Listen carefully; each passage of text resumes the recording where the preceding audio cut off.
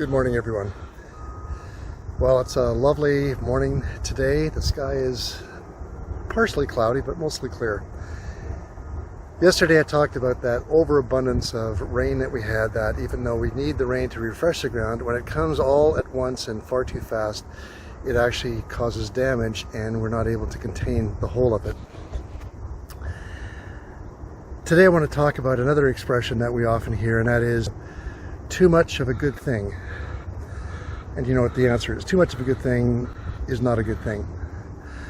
Well, when you look at that expression, it actually doesn't make a lot of sense. Like with the rain, too much rain all at one time is not a good thing. It does damage. But there's other things as well. Too much food makes your body add cells and add fat to it, which will reduce your health. Too much wine, as nice as wine may taste with a good meal, too much wine makes you do stupid things, or potentially makes you do stupid things. Too much water, and this has been proven, if people that drink too much water, it actually can damage your body if you drink too much water. Now, I don't think any of us has that potential anytime soon, because most of us don't drink enough water. Too much money. My father-in-law used to always say, how much is enough money? And he always would say, just a little bit more. And yet we see through history and through today, too much money causes people to do things which are selfish and self-serving and ultimately harms and wounds other people.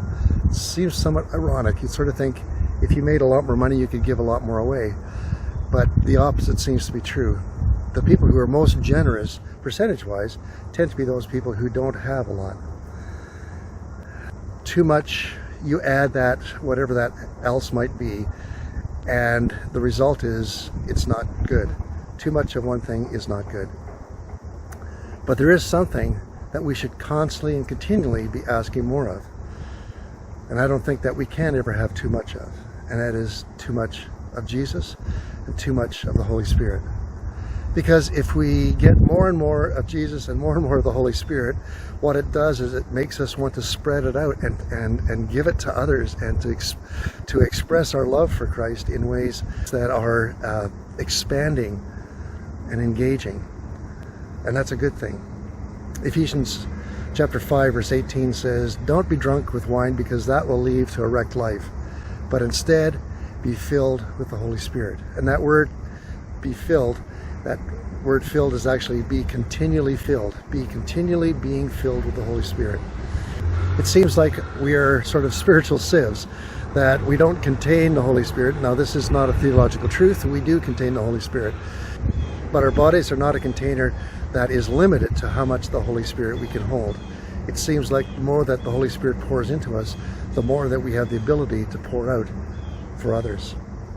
So I hope you're encouraged with those words today, to be continually filled with the Holy Spirit.